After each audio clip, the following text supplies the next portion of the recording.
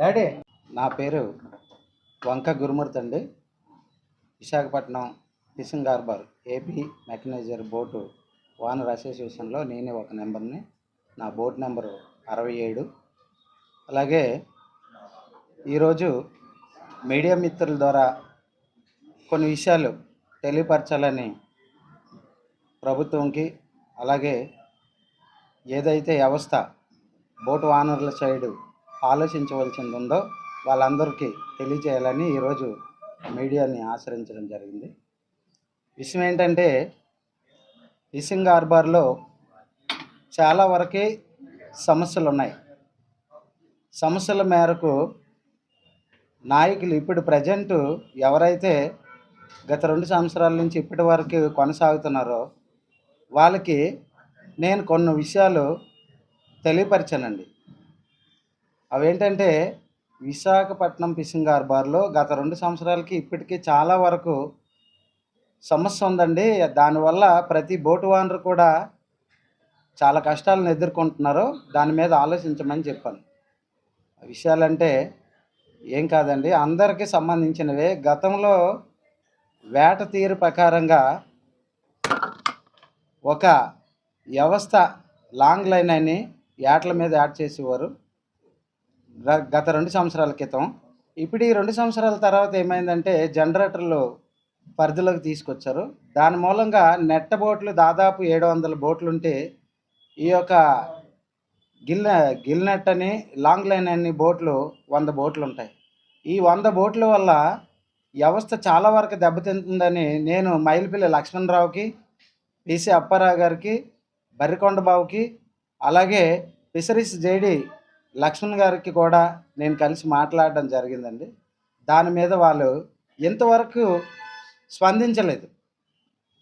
అయితే ఇలాగే ప్రతి సమస్యను వదిలేస్తే బాగోదని చెప్పి మొన్న బోటు ఓనర్లందరినీ కొంతమందిని కలిశాను. కలిసిన తర్వాత సమస్యను మనం ముందుకు తీసుకెళ్తాం అనేటప్పుడు ఎవరైతే ఇప్పుడు పాలకవర్గం తాలూకా వ్యక్తులు ఉన్నారో వాళ్ళు సమస్యను నీరుగార్చుతున్నారు కనుక దీన్ని గతంలో ఉండే ఒక పెద్ద మనిషి అంటే వాసుపల్లి జానకిరామ్ అనే వ్యక్తి గత 2 సంవత్సరాలు ఇప్పుడు గడిచినవి కాకుండా అంతకుముందు 2 సంవత్సరాలు ఆయన ప్రెసిడెంట్గా మాకు ఎన్నికయ్యారు.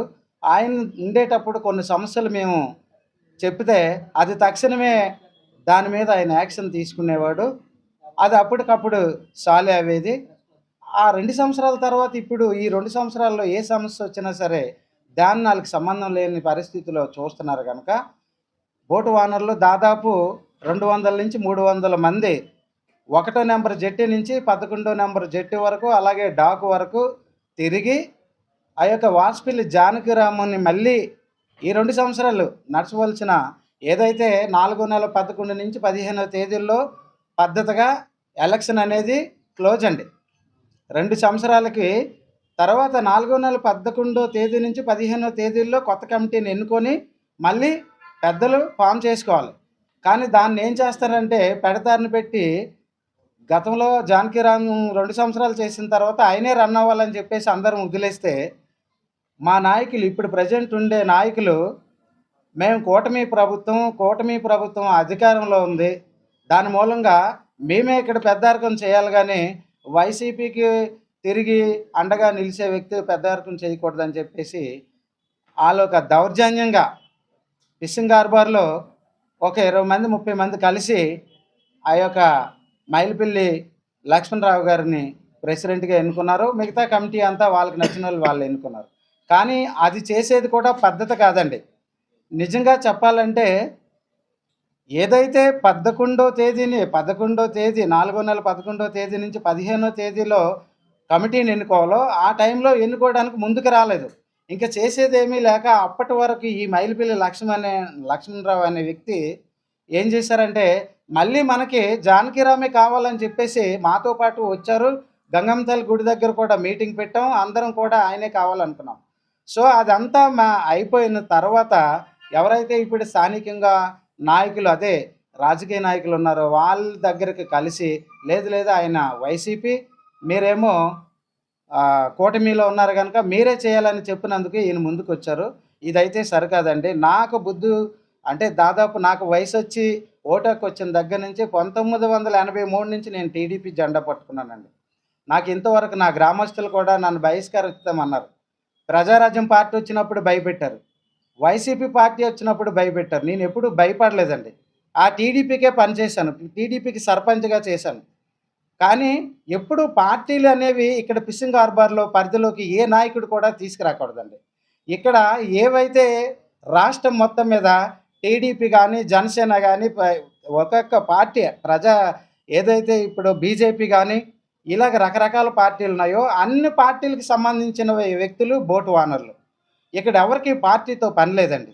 ఏ పార్టీ అయితే అధికారంలో ఉంటదో సీట్‌లో ఎవరైతే కూర్చుంటారో వాళ్ళు తప్పనిసరిగా ఆ పార్టీలో ఉండే నాయకుల దగ్గరికెళ్ళి మా సమస్యలను చెప్పి ముందుకు తీసుకెళ్ళాలి. మాకు అంతేగాని ఇక్కడ పార్టీ అనేది మాకు లేదండి. అవసరం లేదు పార్టీ కూడా. ఎందుకంటే ఇప్పుడు నేను చెప్పేటట్టుగా నేను టీడీపీలో ప్రధానమైన వ్యక్తినండి. నా వయసు ఇప్పుడు 53 సంవత్సరాలు. ఇప్పుడు 1983 నుంచి పార్టీ స్థాపించిన దగ్గర నుంచి ఇప్పటి వరకు ఉన్నానంటే ఎన్ని సంవత్సరాలు అవుతుంది? అసలు పార్టీ అవసరం ఏంటి? బోటు ఓనర్ కష్టాలను పట్టించుకోవాలి ఆ సీట్లో ఉండే వ్యక్తి. ఎప్పుడు కూడా బోటు ఓనర్ కోసం పట్టించుకోలేని వ్యక్తులైతే మాత్రం మాకు అవసరం లేదండి. ఎవరైనా కావచ్చు. ఇప్పుడు ప్రెజెంట్ 2 సంవత్సరాలు జానకిరామ్ ప్రెసిడెంట్ కావాలని అందరం ఎన్నుకున్నాం. ఈయన కూడా మమ్మల్ని పట్టించుకోకుండా మళ్ళీ ఆయన గాని వైసీపీ అంతే అవసరమైతే మధ్యలో ఆయన్ని మేము నిలదీసి బయటికి తొలగిస్తామండి. మాకు పార్టీలతో పని లేదని బల్లగుద్ది చెప్తున్నాం. మాకు కావాల్సింది ఒకటండి బోటు ఓనర్ అనేవాడికి ఇక్కడ ఎటువంటి అవకాశాలు లేవు సార్.